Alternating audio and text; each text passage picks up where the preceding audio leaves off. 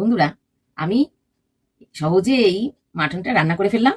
তোমরাও যদি এইভাবে সহজে করতে চাও তাহলে এই পদ্ধতিটির জন্য তোমরা আমার এই ভিডিওটা পুরো দেখতে থাকো। নমস্কার বন্ধুরা, সহজে রান্না শিখি রান্নাঘরে সবাইকে স্বাগত।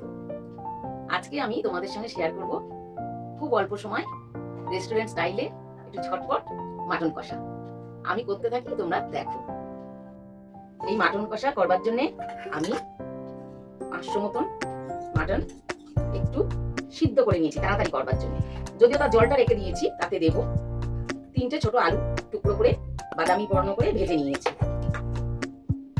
4টে পেঁয়াজ কুচো করে নিয়েছি। যেহেতু আমি কেনা পেস্ট ব্যবহার করি না, আমি নিজে ঘরে আদা, পেঁয়াজ, রসুন, কাঁচা লঙ্কা অবশ্যই একটু ঝালের জন্য এবং বড় 2টি টমেটো পেস্ট করে নিয়েছি। এবং এখানে গোটা গরম মশলা নিয়েছি, লবঙ্গ, 4-5টা লবঙ্গ, 2টো এলাচ, ছোট্ট একটা টুকরো দারচিনি এবং 2টি তেজপাতা। আমি এই রান্নাটা সরষের তেলেই করব। আমি কড়াইটা ইন্ডাকশনে বসিয়ে দিয়ে অন করে দিই ইন্ডাকশনটা।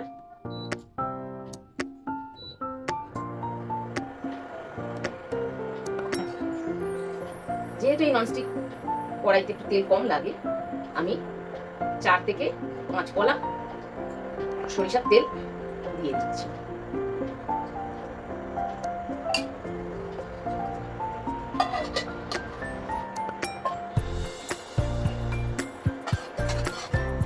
তেল দিয়েছি 4 থেকে 5 কলা। তেলটি গরম হয়ে গেছে। এখন এতে 2টো তেজপাতা দেব, গোটা গরম মশলা দেব, দিয়ে একটু নাড়াচাড়া করে নেব।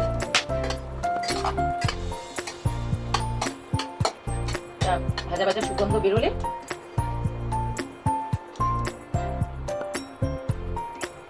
তাতে যে পেঁয়াজ কুচোটা করে রেখেছি পেঁয়াজ কুচিটা দেবো।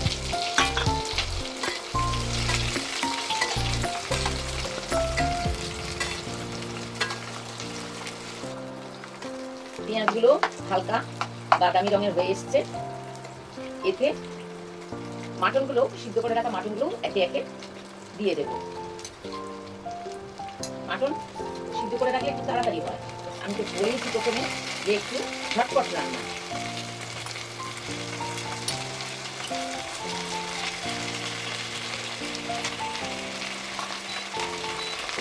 দিয়ে মাটনগুলো একটু পেঁয়াজের সঙ্গে ভাজা ভাজা করে নেবো, যেহেতু আমি সিদ্ধ করে রেখেছিলাম।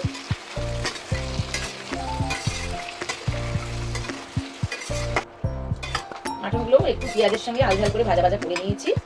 এবার আমি আদা, পেঁয়াজ, রসুন, কাঁচা লঙ্কা এবং টমেটো পেস্ট করে রেখেছিলাম সেটি দিয়ে দিলাম।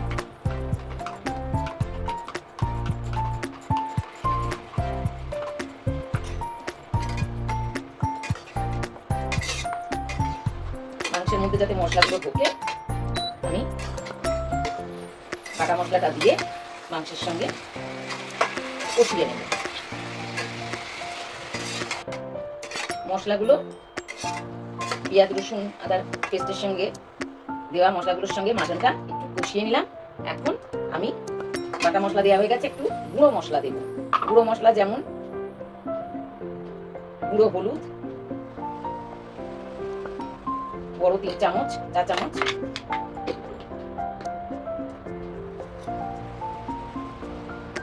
বড় 1 চামচ জিরে গুঁড়ো,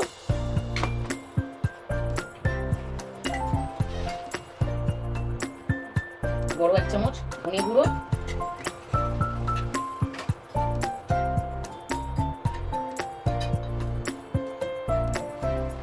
বড় 2 চামচ লঙ্কা গুঁড়ো দিলাম, আর অর্ধেক 2.5 চামচ মতো লঙ্কা গুঁড়ো দিলাম, কারণ আমি বাটা মশলায় কাঁচা লঙ্কা পেস্ট করেছি। যদিও ঝালটা সম্পূর্ণ যার যার নিজের মতন করবেন, কতটা কি ঝাল খাবেন সেই অনুযায়ী লঙ্কা দেবেন।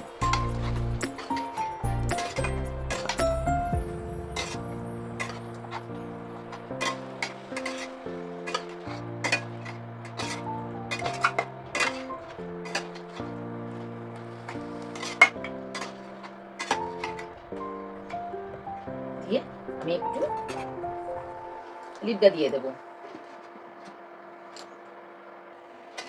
এখন লিডটা খুলে দিলাম। অনেকটাই মাংসের সঙ্গে মশলাটা গায়ে মেখে মেখে গেছে, কষে এসছে। তেলও ছেড়ে দিচ্ছে। এখন আমি ভেজে রাখা আলুগুলো দিয়ে দেবো।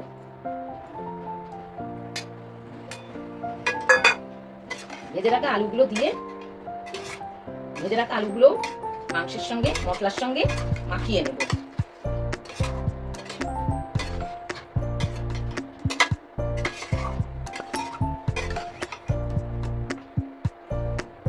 এবং ওপর থেকে একটু শেজওয়ান সস দিয়ে দেবো। স্মেলটাও সুন্দর আসে, স্বাদটাও খুব সুন্দর আসে শেজওয়ান সসে।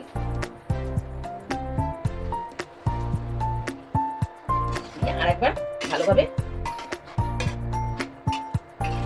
নাড়াচাড়া করে আবার একটু যাতে ভালোভাবে কষে মাংস এবং আলুর সঙ্গে মশলাটা, আমি লিড দিয়ে দেবো।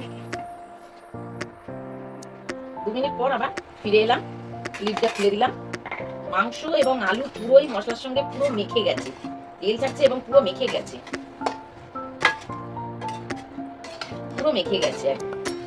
এইবার মাংসের যে সেদ্ধ করা জলটা ছিল সেই জলটা আমি আস্তে আস্তে অল্প অল্প করে দিতে থাকবো।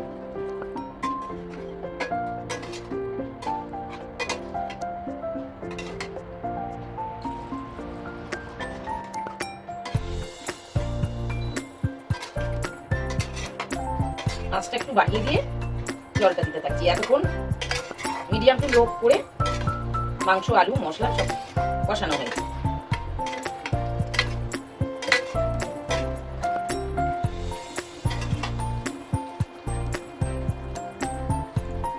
সব মাংস সিদ্ধ করা জলটাই আমি দিয়ে দিলাম।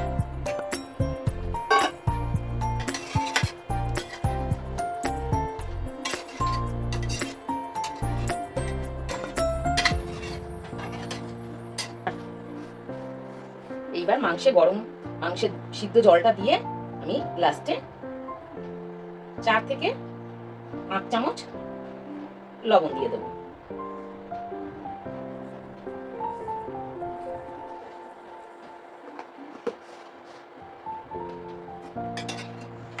নাড়াচাড়া করে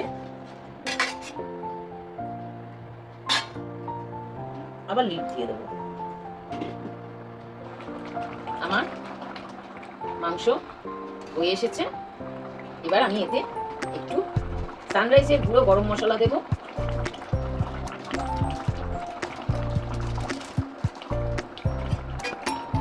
দিয়ে হালকাভাবে নাড়াচাড়া করে নিয়ে